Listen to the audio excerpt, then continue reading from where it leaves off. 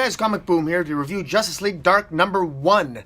The continuous glooming and darkening of the DC Universe continues with the appropriately named Justice League Dark. Now the premise of this is essentially Wonder Woman getting together with a bunch of the magic wielders of the DC Universe to try to solve the mystery as to what exactly is happening to magic across the DC Universe. Because when the Source Wall broke at the end of Metal, a lot of stuff happened. Darker gods manifested themselves in the pages of Wonder Woman.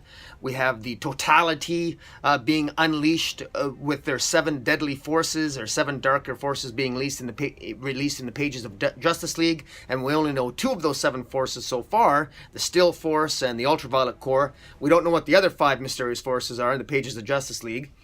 And there's all kinds of things are being released from the Source Wall being broken from the darker universe.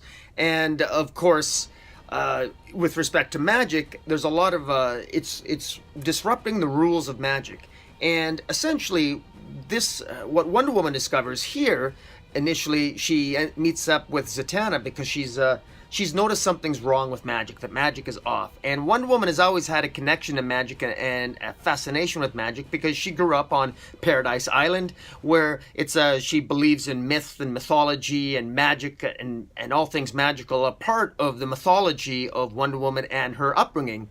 And so she's fascinated by it, but she's also, at the same time, she admits in these pages to feeling somewhat like an outsider. She's never really fit in with the wielders of magic like Zatanna and Zatara and John Constantine. It's always been sort of an uncomfortable relationship.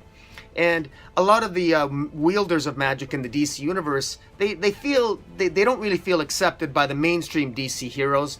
And that's really come to pass here. That's really had consequences here, because what happened is that in the pages of Metal, a lot of the wielders of magic were wiped out by the Batman Who Laughs and all the minions, his minions of Metal. They were wiped out and they were killed, and they used to hang out at the Oblivion Bar, but the Oblivion Bar almost became a battle place. The Oblivion Bar, basically was ran by I think Bobo, the detective chimp, who Wonder Woman meets up with, he was sort of the bartender there, but it was originally ran by the Nightmaster, and the Nightmaster is sort of the protector of this other mythological world, and he had this sword, and in any event, he was killed in Metal, and Bobo inherited basically Nightmaster's role, and no one's going to the Oblivion Bar anymore. They're all depressed. Because the Nightmaster was sort of like their de facto leader. The Oblivion Bar was sort of like their de facto headquarters, sort of like their cheers where they would go and hang out and just talk all things magic. And after the events of Metal, they feel basically disheartened, they feel depressed, and meanwhile, magic has been thrown into disarray. Wonder Woman wants to get to the bottom of it, so does Zatanna. And so do a number of heroes, and so does Jason Blood, who of course we know him as the Demon. But Jason Blood he wants to be able to will magic back. He wants to basically use magic to fix magic. He figures that it's a magical problem, so we need a magical solution. Wonder Woman is a little bit more practical. Wonder Woman she's the type of person that thinks, look, you can't fix a problem with the same parts that make the problem up. It might be a problem with magic, but we might have to think outside the box in order to fix what's going on here. And what has happened is that Wonder Woman has used her resources at the Justice League, at the Hall of Justice, and she's recruited, of all people, Man-Bat. Yes, that Man-Bat from Batman, a former enemy of Batman, who's sort of trying to redeem himself in the eyes of the government. And he's performing autopsies on these magical creatures that attacked Wonder Woman and Zatanna early on in this issue. And of course, they come to life because magic is all in disarray, and it's one giant mess. No one really knows what's going on. And to make things even worse, they're not really working together. So Wonder Woman is at odds with Zatanna. Zatanna doesn't really think she can work well with Wonder Woman. Zatanna is at odds with John Constantine because they've always had an on and off again relationship. And meanwhile, Jason Blood of the Demon, he's got his own sort of agenda or his way of handling the problem. So no one's working together. Meanwhile, everything's falling apart. And Wonder Woman here has a vision or rather, pardon me, Zatanna has a vision because she goes to the Tree of Wonder. And the Tree of Wonder is located in Salem, Massachusetts. And the Tree of Wonder, we came down to earth in the pages of Justice League No Justice. And basically, the Tree of Wonder is sort of like linking with the planet and all life form on the planet, all life forms on planet Earth.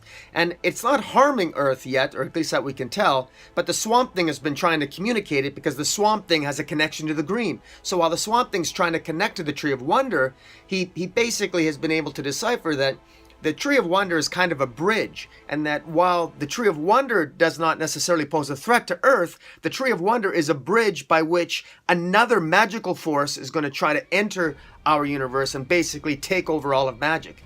And the true bad guy here, the true bad guys that the Justice League Dark will be combating, will be someone called the Upside Down Man. And the Upside Down Man is one of the original wielders of magic. Because the old magic, the original incarnations of magic, apparently, which somehow disappeared, they're now returning. And of course, for whatever reason, naturally they have to be bad guys. I always get a kick out of that. Why is it always some older force always has to be evil and with an evil agenda? I don't know, but that apparently is what's going on here. And so the Upside Down Man is going to be returning. We don't know who he is. We don't even know what he looks like, really. But it's clear that something's being set up. That's where we're heading to here. This is still very much, a lot of these things are feeling the same. We got the Totality in Justice League. We got the Upside Down Man, who we've not seen. He's going to be coming into the pages of Justice League Dark. And we've had, all over the DC universe, we have just a growing sort of darkness. And now, but this promises to be pretty good. This has good humor. This has, Tynion is the writer here. James Tynion. I thought this was competently written. I thought there was good humor in it. Especially there was even some good rapport between Wonder Woman and Bibbo, the detective chimp, as they go and explore to try to figure out exactly what's going on. There's a lot of James Tynion has done a good job sort of weaving together a lot of players here, and that's a very difficult thing for writers to do when you have a team book.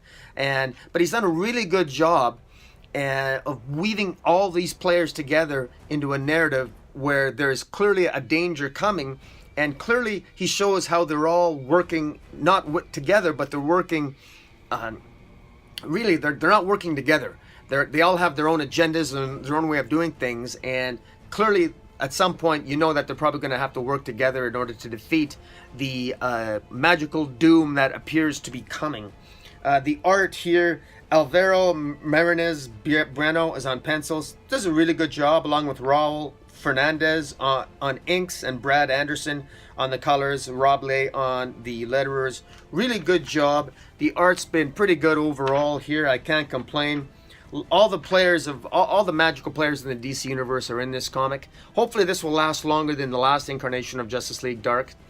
I have some trepidation. I don't know if I really would have. I would have much rather preferred Wonder Woman been part of Justice League Odyssey with Darkseid. I even screwed that up in some of my Wonder Woman reviews. I just I assumed that she was going to be on the team with Starfire and John Stewart Green Lantern along with Darkseid exploring space. I think that would have been far more of a better choice for Wonder Woman. It would have been off her beaten path. I think this is very predictable. I think this is just setting it. This is not going to be a successful series. It just won't be. I even though it's competently written, they really dropped the ball putting Wonder Woman here. Wonder Woman should be off in space. They really need to expand Wonder Woman, get her out of her mythology, off Earth, to make her more interesting, to just give her a different interpretation, because Wonder Woman, they're really dropping the ball on Wonder Woman. They really dropped the ball on a terrible 20-issue run by James Robinson that went nowhere. Very disappointing with her brother. So frankly, they're using Wonder Woman here for some cheap, I really feel like some cheap publicity to try to pull people over to this, but frankly, Wonder Woman, despite what she says, Wonder Woman isn't about magic. She really isn't. And even though she's from a mythological place, Paradise Island, when you think of magic, you don't think of Paradise Island. You don't. You think of mythology and gods. You don't think of magic.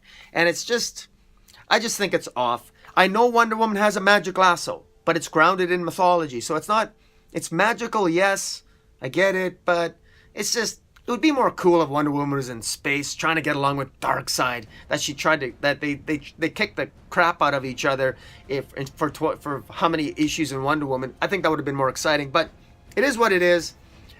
This has a lot of promise. I like the magic wielders in the DC universe, so I don't need Wonder Woman in this comic. I would have got it anyway, even if she wasn't. But I guess she's a decent addition. But I just don't know what she's going to add to it. I don't know what she brings to the table that is really going to help them defeat things, other than the fact that she's just got, I don't know, unless she's a cool character, but I don't know if Wonder Woman's really needed here, other than the fact just to pull some other readers in that maybe wouldn't otherwise be inclined to pick it up. But guys, it is worth a check. It is worth a look-see, so to speak. And yeah, we'll see where it takes us. This is an ongoing. And we'll see where it takes us. And let's hope it lasts longer than the last Justice League Dark series, which didn't seem to last very long. So until next time, guys, check out Justice League Dark, and Comic Boom out.